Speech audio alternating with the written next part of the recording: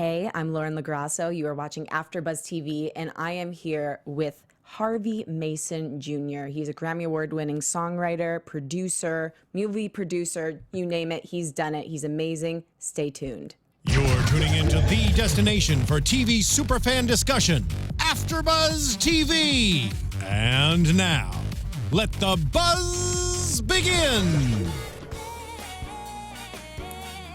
Tori Kelly, mega talent. You produced this.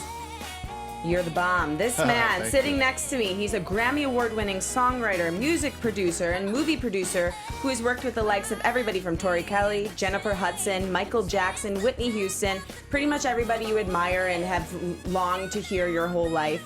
I am so excited to talk with him today.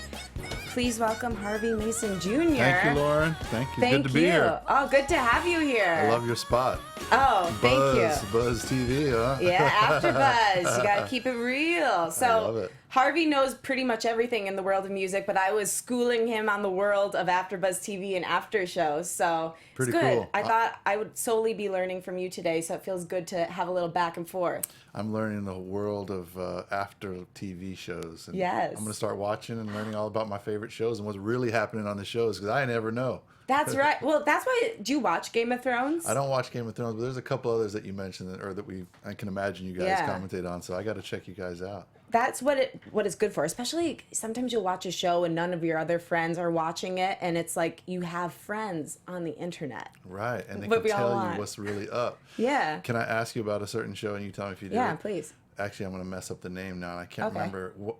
Westworld? Steven, do we do Westworld?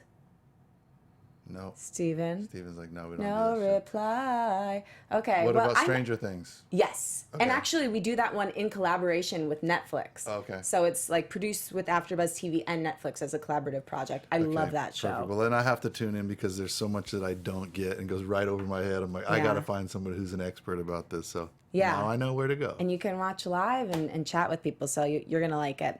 Awesome. But we got to hear all about you and your story as a human being, as an artist.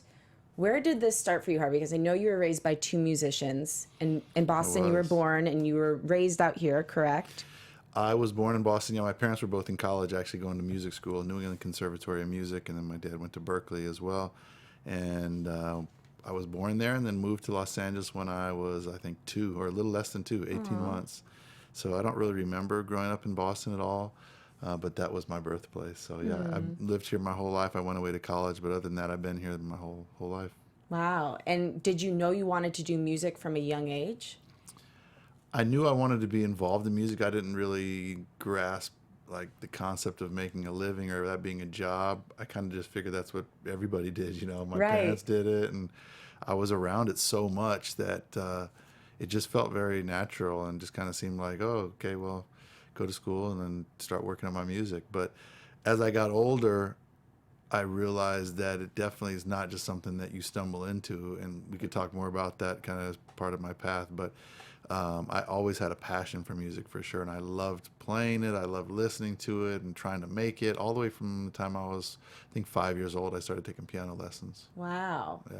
And how long after you started taking piano did you start composing? Right away. Right away. Yeah, because I hated playing all those old, crusty, like, you know, classical songs. That's the failure of so many teachers, I think. Yeah, my teacher failed big time. Yeah. They were like, play this, and I was like, oh, I hate that music. Even though I appreciate it now, and I think it's amazing, and I'm glad I learned some of it.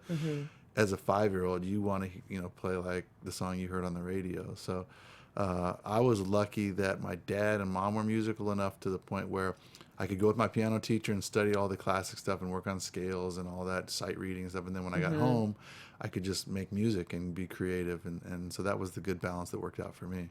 Do you remember your first song at all?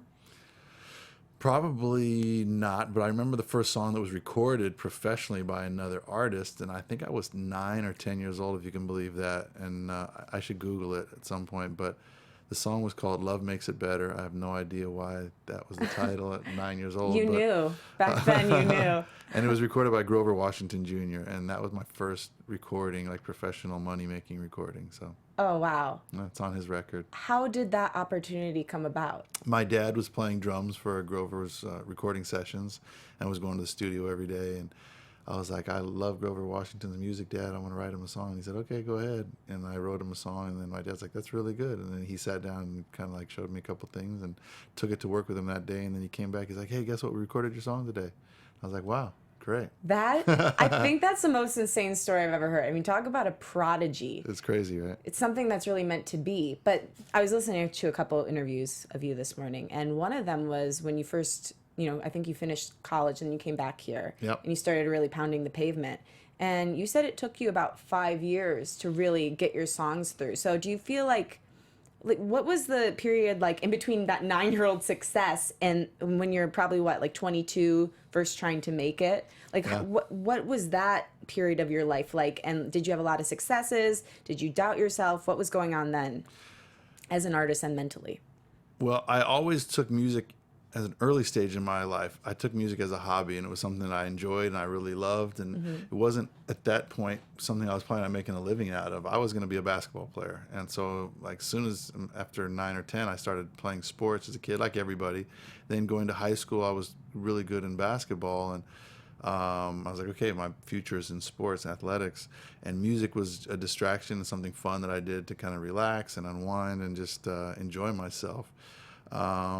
So high school, again, playing basketball, high school All-American, ended up going to University of Arizona to play basketball there, played 4 years there. And my senior year in college, I tore my ACL on my knee, kind of a career-ending injury at that point.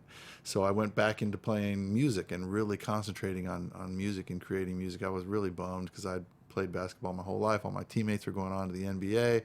And I was sitting in my apartment with like a keyboard and a computer and just depressed. So I just started writing music. And that was the first time when I really said, okay, I have to focus on music and make this my career. Because, again, I'd always loved it. And it wasn't like I was settling for second best, but it was something else that I had a passion for and a talent for. So I was very fortunate to have more than one thing that I could do growing up as a kid. So that's kind of how I got to the point you're talking about, where I was 21, just finished college, didn't know what I was going to do for a living, living in Arizona because I went to school there. And I was kind of trying to work my way back to LA. I couldn't afford to live here. I didn't have any opportunities to make music. No one was going to pay me to make music. So when I was in Tucson, I started a jingle music production company. So we did jingles for, hamburger stores and break joints. And so how would you make that work? Would you write them and then call the companies, or what was that process like? I started the company and set it up and started doing meetings, and I would go around to all the companies and say, hey, let's improve your advertising with some music. That's brilliant. Yeah. Do you think that could still work today? Oh yeah, there's a lot of people that still do it today. There's a guy, I sold my company to a guy when I left Arizona, and he still, I don't know if he still does it, but there's still people doing it. Nice. Definitely. So I also went to the radio stations, and when they're selling advertising, they are a lot of times producing their clients' commercials. So I would do music through that. And then my girlfriend, who's now my wife, my girlfriend was working at an ad agency. So they would sometimes need music for their TV spots. So that's kind of how I got back into music as a profession, or considered it a profession. And doing that really gave me great training, because it's so many different types of music, so many different genres. You're working with an advertising agency or a client or a radio station executive, so you're kind of doing something creative, but you're also serving other people's needs. So that was really good training. That set you up for the pop industry as well, because it is a business at the end of the day, and you are appealing to a consumer. Right. So it's interesting how, even though, it's probably much more of a creatively expressive experience writing a full-length song. It's probably a transferable skill set. It is, and I think the skill set transfers more to working in film and TV than in pop music, but what did translate was the ability to do a lot of different styles of music and do stuff quickly, kind of within a budget, and just know what your resources were and how to put them to good use. And so once I started writing songs, I had all this flexibility, because I had done a little bit of rock, country, rap, R&B, and I could pull from all those different styles of music and put it into my song. So I thought that was really useful. And how did you build the bridge back to LA after that? Well, I was saving my money and recording all these commercials, and I think we ended up doing a couple of big national spots. One for Coca-Cola, one for Mattel Toys, and that gave us some good money into the company. And on weekends and like a couple days a week, I would drive to LA with all my music because while I was writing commercials, I was still writing songs, like trying to perfect writing great, hit records.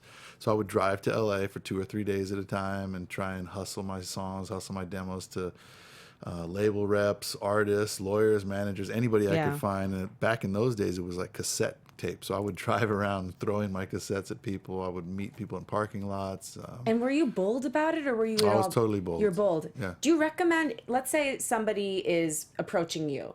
How would you recommend they approach you? Would you recommend they do it the way you did it, or is there? Well, it's different. You don't have to do that anymore. Send somebody an email with a link or an attachment. It's very easy. Before, you didn't know how to reach anybody. You couldn't find any. There was no like way to get to an A&R person. I ended up going down to Sony Records and waiting outside in the parking lot and then watching when the good cars would come out. I'm like, oh, that's a nice car. That's got to be a high level exec. And I ended up following the president. At the time, his name was Ron Sweeney. He had a convertible Rolls Royce, and I followed him. And just before we got to his house, he got to a red light. And I pulled up next to him, and I threw my cassette in the back seat of his car. And so I did that. I don't know how many times. I found out where he lived, put stuff in his mailbox. I mean, I was really crazy. Did he get scared ever?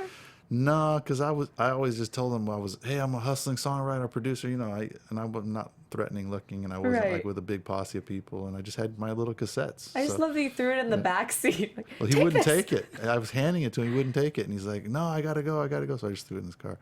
But I did a lot of that, and I did a lot of just hanging out backstage at concerts and hotel lobbies. But now it's easy, you find the internet, you go on, find somebody's email address, send them a song, send them a link. You got a SoundCloud.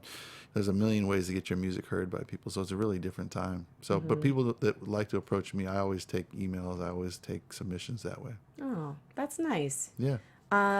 So you did that. What was the moment where you had the big break that really led you to the rest of your career? There's a couple moments, but one in particular was on one of my trips to Los Angeles. I was still living in Tucson, and I had met a guy through a guy who worked at Motown Records, and he agreed to meet with me, which was a miracle because it's so hard to get meetings. And so I went up there with all my cassettes and a little, briefcase, and so I said, let me play some of my songs, and he kind of nodded his head at a couple of them. He said, okay, it's pretty good, but let me play you something. So he played me some of the artists that he was A&Ring their records, putting their records together, and one of them was an artist named Joe. I don't know if you ever remember Joe, but he was kind of a popular guy in the 90s, and I listened to the Joe record, and it was so good, and the sounds were so amazing, and the songwriting was a whole nother level, and the singing was crazy. And so this guy, he told me, he said, until your songs sound like those or better, don't come back. And that really struck a chord with me, and I said, okay, I understand. This is really serious. This is competitive, and obviously that guy's job depends on how good of a song he picks for his artist. So he's not going to pick somebody just because he likes them or he thinks they're nice guys.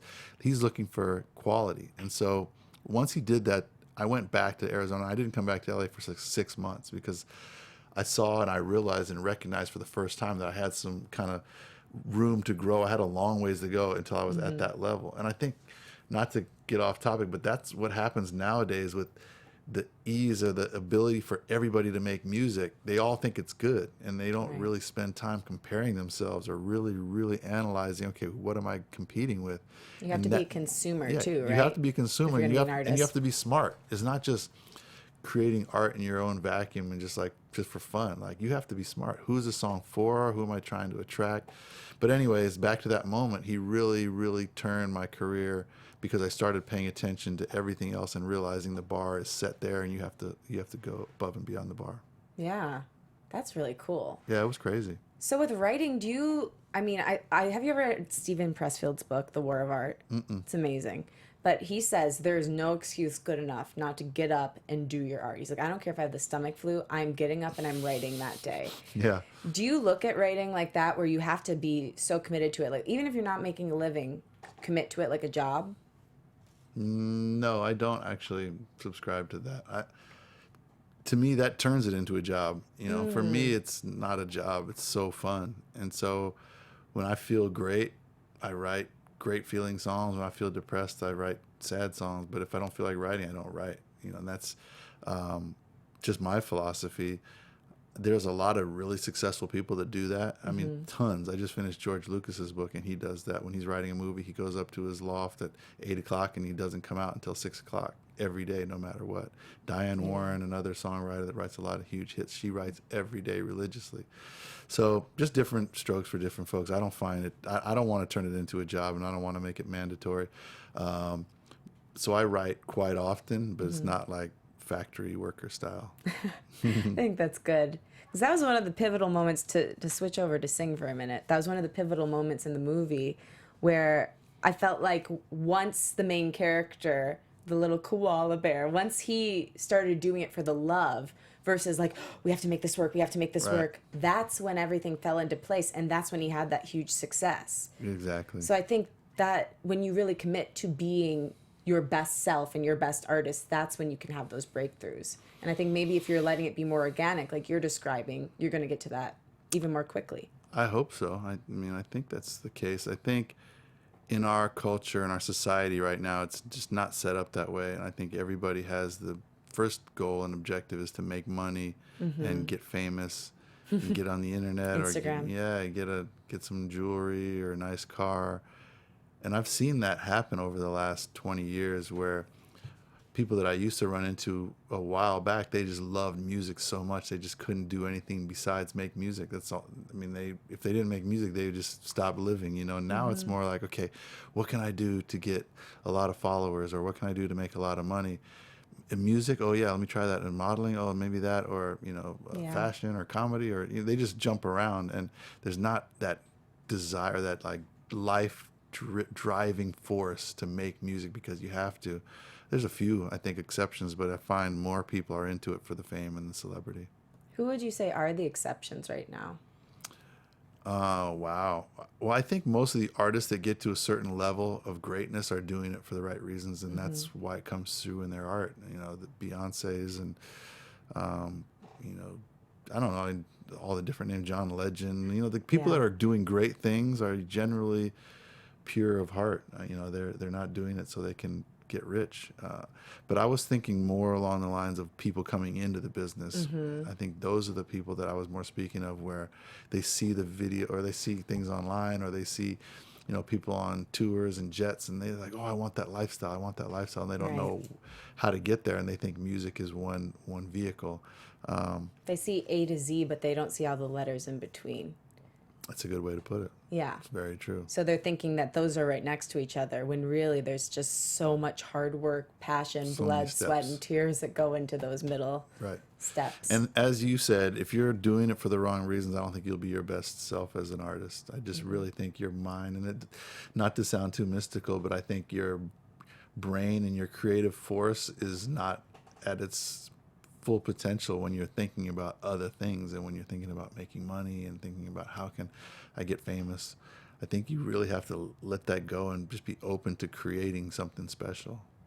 So for new artists who do come from that state of mind, what is the best way for them to start to break into the business if they're not like, oh, I need to get all these followers? If they're just committed to their art, what do you think is the best way for them to break in? Because I feel like even with my job, I work as a producer in radio, and that's always something that's asked. How many followers do they have? Of course. But it doesn't speak to talent always. So how do they bridge that gap? Well, I think the focus should be to make great art, and that leads to the followers. I don't think you're wanting to find followers and then you're seeing what can I do to get them. I think it starts with what you're creating. It starts with making a great piece. If you're a songwriter or a singer, making a great piece of music, there's nothing wrong with getting followers. That's obviously the objective. You want fans, you want people to hear your music, and you want success. But to me, it starts with, what am I doing and why am I doing it? Am I doing it because I love it? Am I doing it because I think this is what I believe in? Or am I doing it for artificial reasons, just for followers? The followers are going to come if you're doing something great. You put yourself out there and people like it, they're gonna jump on board. That's sound advice, Harvey. Thank you, sir. So you've worked with, I've named just a couple of them, but I mean, pretty much everybody huge. Yeah, I've been very fortunate. You're very talented too. And I think you've got a real eye for talent and for creating environments where that can thrive to its highest potential. Yep. Out of every experience you have, is there one in your mind that stands out? No, no way. I've had so many crazy experiences, and we always talk around my building that we should be writing a book because every week there's like a crazy experience. Well, I was envisioning a movie based on your life when you're telling me all this. I actually see it happening. It would be nuts. It Yeah. would be nuts. There's probably a few producers that have my level of craziness, but it's even exaggerated, so they would probably be better for a movie. But I've had some amazing experience, and I've got the chance to work with a lot of people that I grew up idolizing or loving. Yeah. So those are always just like the wildest experiences, you know, sitting in the studio and watching Whitney Houston sing one of my songs, or Michael Jackson, or Aretha Franklin, you know, things like that are amazing. And then being around kind of the new up-and-comers that always blow me away when I see somebody like 14 or 15 years old where they have this freakish talent that you're like, where does that come from? You know, I started with Chris Brown when he was 14. Tori Kelly was 13 when I started working with her. Really? So just seeing stuff like that is an amazing experience. Working with Justin Timberlake, people like that who are kind of like freaks of nature where they're so talented and you're just like scratching your head. How do they do that? Why are they so good at everything? You know, acting, sports, singing, comedy is like, you know, and I've had a lot of experiences with people like that. And so it's just always been, every day is like a crazy adventure for me and my job. When you're working with someone who is that talented, how do you go about giving them notes? Like, do you have to kind of like figure out the energy of the room and then figure out how they communicate? How do you get in there with your producer notes? Well, I think that's why I've been able to continue working, and I've kind of made a reputation for myself as being somebody who can deal with those type of people really well. Right. You can joke with them, right? Different ones. I think, like you said, you have to gauge the room. You have to, more than anything, you have to understand the artist's personality. And most of the time I'm working with like high level divas. You know, their artists are crazy. Yeah, they are really divas in a lot of ways. I've really found that from this year, because I met so many famous people over the last year, and I'm like, wow, they're crazy. They really are. But that's what makes them special. Brilliant. And really great at something. And so over the years, I've had a lot of practice of working with, you know, a lot of different personalities. And I guess the trick is to really be able to quickly assess what type of person they are, how to best motivate them, how to best get from them what you need. Because ultimately, I'm not there to befriend them or like hang out and go to lunch. I'm there to get a performance. Your duties to the song, to the album. song, to the artist too. My duties to them, even though sometimes they don't know that. They like I'm coaching them to victory. Hopefully, I would like to say, and they're the player. I'm the coach. The trick is to figure out what can I do to make them play their best game they've ever played. And so that's, as you said, to your point, like you got to figure that out quickly. Sometimes they need coddling. You're patting them on the back. You're like, oh, that sounds amazing. So good. Do it. Try it one more time. Try it like this. Or sometimes you have to get mad and get an attitude with them. Sometimes you have to make them upset. Sometimes you need to stop working, you know, sit down and say, you know, let's take a break. And this isn't sounding as good as I was hoping. And sometimes they get an attitude and get, you know, upset with me, and then that pisses them off and they start singing better. You know, there's all kinds of different ways that you have to go about getting them to deliver that vocal. But I know for a fact at the end of the day or at the end of the week or however long the session is, the vocal that I have from them is going to be their best vocal, and that's my goal. And whether they love me or hated me, when they listen back to the record or see themselves on the film, they're going to be like, that Harvey, he really pissed me off, but I sound really good, and I love that. I want to work with him again, you know? So we had a lot of, I mean, Whitney and I fought like cats and dogs, and I've had that experience with a lot of people, but I loved her, and she loved me, and we had a great relationship. But it's rocky when you're trying to create something, and especially working with somebody like that who's so great and so confident and knows what they are as an artist, but a lot of times they're in their own world and they need somebody to bring it out or to guide them or funnel them in the right direction. And Aretha's the same way. She's like, Harvey, I want to do it like this. And I'm like, I was going to ask you, because as a Detroiter, like we hear so many different things about her. Like, what is she really like to work with, and how do you coach her? It's the same way, you know, it depends on the day, depends on the song, depends on her mood. But I know one thing for a fact, she's amazingly talented. Yeah, she's she a is. Crazy voice, one of the best voices of all time. And she's very sweet. You know, she's a very nice lady. Offers to cook food for you, and always sends gifts and flowers. And she's very thoughtful. She can be tough because she knows what she wants, and she knows what her voice can do and what sounds good. She's had a lot of years of experience and practice. So with her, my job was to just gently try and add, not subtract, you know, just try and make things slightly better. And there's a lot of funny stories about Aretha and myself, and her getting mad at me and talking to Clive, and Harvey is the worst. And then the next time, you know, we work together and her record sounds great, and we get back together and she thanks me and we go on about our business. So I really love working with Aretha. She's fun, and she's a challenge. That's what I like about her. She's a challenge. Oh, so you like a challenge? Of course. Yeah, I love a challenge. Huh. Very interesting. What do you think about the way she sings the national anthem? Do you approve? Oh, I totally approve. The last anthem was, what was that? Was it the football game? It may have been the Lions game, actually. Yeah, it was the Lions game, because I remember she had the winter outfit on. Yeah. I mean, I'm not as traditionally worried about the anthem as a lot of people are, so I might be the wrong person to ask. I just appreciate the musicianship and the creativity that goes into it. So in that sense, I thought it was amazing, and I loved it. And to have a legend like Aretha, even in our midst, to be able to do something like that, I think we all should be thankful. Whether you liked it or not, you have to appreciate like how amazing it is to have somebody like Aretha with her history and just kind of the background that she brings. And there's not a lot of people like that left walking the planet, you know, and slowly but surely they're leaving us. So I think we always tend to wait until after people pass to really appreciate them. And I think with Aretha, at least the way I look at it is I'm just excited every time I get a chance to hear her sing. Yeah, she is a living legend, that is for sure. She is. And speaking of people, too many who have passed, you worked with Whitney, and you spoke to it briefly, Whitney and Michael, right before they passed away. So what was that experience like, and did you see the end coming? No, not with either of them. No, not at all. And they were both amazing to work with. I had great experiences with Whitney. I was with her on Thursday, and I think she passed on Saturday. It was the last session, you know, she did, and we were working on a film called Sparkle, and we were talking about her new record that we were just getting ready to get started on, and she was really excited about Sparkle and the movie and her performance. She acted in it as well, and she gave a great performance. So she was really excited, in a great mood, great spirits. She came in the control room, we were dancing around to one of her songs and having fun.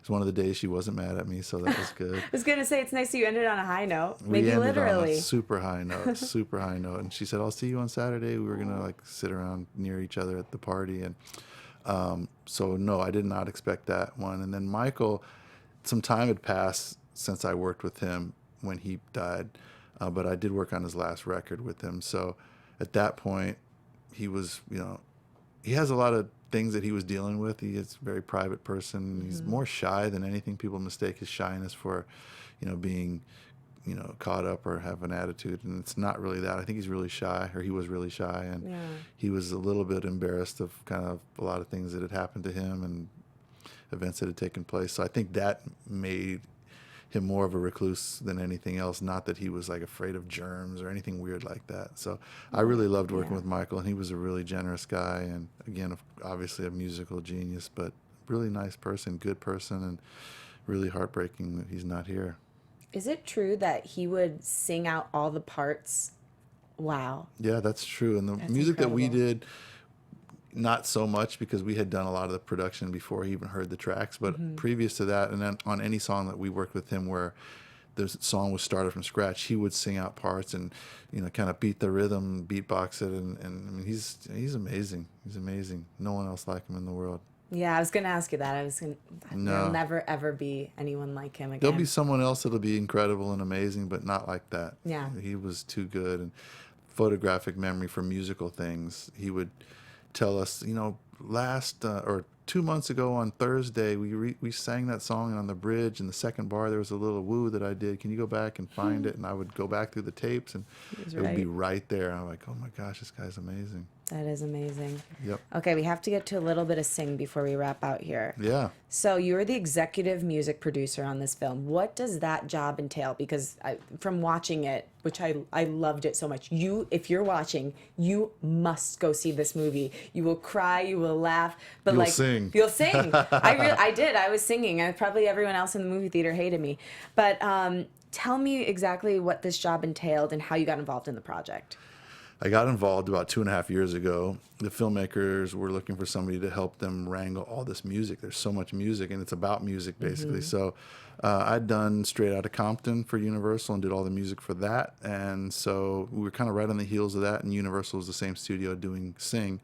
So I met with the director and the head of the studio, and they brought me on board. They had most of the songs already picked out, so I helped pick some of the songs, but mostly my job was trying to adapt all the songs to the characters and have them fit in the movie in kind of an organized way, give each character kind of their own sound musically, genre-wise, and then work with the cast on all their singing performances. In total, I think it was 65 or 68 songs, something like that in the film. So as executive music producer, my role was to get those from basically nothing, starting with a blank canvas, doing all the production, the music, working the arrangements so they fit to what the director wanted, length, time, dynamic, story build, emotional feel, and then finishing the production, getting with the actor, getting them to deliver the lines in the context of, again, what the director wanted, what their character was going through at the time, figuring out how that all fits into the song, and then taking those performances, mixing them, and making them sound like they're either in the theater or, the bedroom, wherever they are, and just kind of putting them in context. So that's executive music producer. That's amazing. That is a lot. It's a lot of darn work. Did that take, you said 2 years? Yeah. 2 years, yeah. I'm surprised you got it done that fast. I feel like you ran 17 marathons just now when you were talking about all that. That's insane. It's a lot. And the animators were doing a lot too, because while I was doing music, they're animating we filmed on video everything. So even when a guy's playing the guitar for one of my sessions, we film it. And then we send it to the animators, and the band in the background will be like really playing the guitar. And Johnny, the gorilla, plays a piano solo. Like, we film the hands of the piano player, and they totally match it. So it's amazing what they do on animation now. Crazy. So you say your specialty is basically, you've got a lot, but one of them is taking actors who aren't traditionally singers and making them sound like singers. Yes. How do you facilitate that? I was lucky on this one because everybody was really a good singer. Reese had done some vocals before, and Scarlett had been in a band before. Obviously, Seth MacFarlane is a great singer, so it wasn't hard with this. But generally, when you're working with someone who's not a great singer, you're just kind of trying to make them comfortable. You're trying to prepare them for success, give them enough time to rehearse, work with them outside the studio. And then once you get in the studio, there's a million little technical tricks. I can't tell you all my tricks to learn. Oh, darn, Harvey. I thought I was going to learn something from you. No, I learned a lot. So do you have any say in the casting, or is it all like they just give you the actors? Okay. I actually had a tiny bit of say in the casting of this. There was one character in particular that I helped bring to the table, but I won't let you know which one. But that's this done at a higher level than the director and all those people generally have an idea for who they want. Sometimes they would ask me, "What do you think of this person musically?" And I'm working on another show right now. I'm actually just starting Pitch Perfect 3. And so we were doing a lot of casting of that just last week. So they would ask my opinion, like, "Harvey, what do you think about this singer? Do you think they could pull off these songs?" So that I'm a little bit involved in that sense. Nice. Yep. And out of every scene and song in the movie, which one do you think turned out the best? Which one were you most proud of? Well, I've told the story before, so maybe you've heard it, but there's probably two. Don't You Worry About a Thing I Love. There's three. Golden Slumbers I love at the beginning and middle and end, because it's such a cool use of that song, and Jennifer Hudson did an amazing vocal performance. But probably my favorite, and this is so backwards, is Hallelujah, because we had done this big string arrangement and piano and beautiful arrangement, and then she sang it. And then we got it to the director, and it got on the mix stage, and he's like, "Get rid of all the music." And I was initially crushed. I was like, "Oh, this is like one of my favorite pieces," and I was so excited to hear it. And it ended up being one of my favorite parts of the movie, when she's standing up on the top of that hill singing the song, just a cappella. No it's music. Like it's making me tear up right now because I'm thinking about it. Big time. It makes me tear up every time. Even when I hear it without the visual, I tear up. And so that ended up being one of my favorites, even though they erased all my music.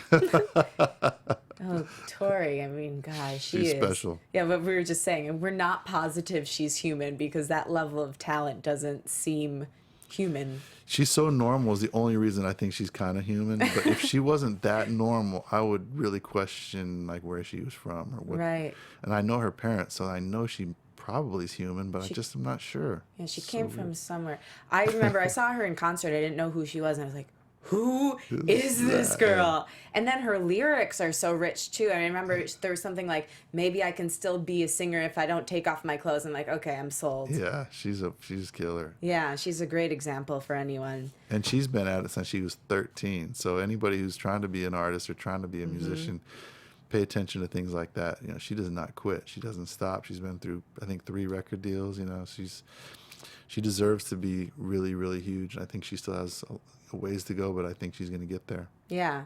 And just to completely circle back as we wrap this out, that was a long trajectory for her. And she's one of the most talented human beings alive. She is. So don't give up if you're out there. Keep working, though, and get back to why you're doing this in the first place. And I think that's what the thesis statement of this film was for me. Right. Get to the love, and you'll get to your success, and keep going. Be persistent. There's going to be sacrifices. There's going to be roadblocks, you know, bumps in the road. But if you're passionate about it and you love it and you're doing it for the right reasons, I'm 100% sure it will work out. Harvey, thank you. Thank you. It's so fun to be here. I would talk all day. I would too. I mean, hey, Diana said we have to wrap at 1:40. I've already kept you 4 minutes over, but I could literally sit here and pick your brain all day. You're fascinating. Thank you. You calm me down. You've got a great energy. Good. And you were involved in this film that really, really touched my life. So I appreciate you. Thank you so much. Very nice of you to say. Thank you. It's true. Maybe And I can come back. please, yeah, anytime. Like anytime you have something to promote, just let me know. I'd love to have you on. Also, everyone listening, please follow this man. He is a gem of a human being. He's at Harvey Mason Jr. on Twitter and Instagram, harveymasonmedia.com, and you have this amazing charity I'd love to talk about sometime too, called Heroes of Hope. It's a Heroes of Hope race, and it's benefiting brain tumor research, and it's in honor of your daughter. Is that correct? Yeah, she had brain cancer. Wow. And she's survived, obviously, and doing really, really well. She's, Volleyball player? Plays volleyball at Yeah. the University of Arizona on the sand volleyball team. Yeah, she's a sweetheart. That's too cool. So you two kind of had twin lives. Well, my son played basketball at the University of Arizona, too, so we really had twin lives. And my wife played volleyball at the University of Arizona, too. So the 4-pack. Wow. Scary. Kind of cool, though. That's another show. That's another show. We'll get to the 4-pack on the next show. Thank you so much for listening. My name is Lauren LoGrasso, and you can find me at Lauren LoGrasso on Twitter, Instagram, and Facebook. And I'm at LoLoLogra on Snapchat if you want to kick it old school with me. I'm playing a show next week on Wednesday at Now Boarding in West Hollywood, so you can check my Instagram and all those places for that. And check out Sing. It is an incredible film. Thank you, Harvey. Thank you.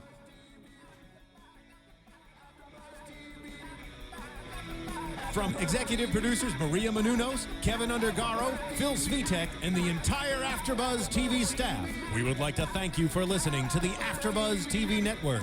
To watch or listen to other after shows and post comments or questions, be sure to visit AfterBuzzTV.com. I'm Sir Richard Wentworth, and this has been a presentation of AfterBuzz TV. Buzz you later. The views expressed herein are those of the hosts only and do not necessarily reflect the views of AfterBuzz TV or its owners or principals.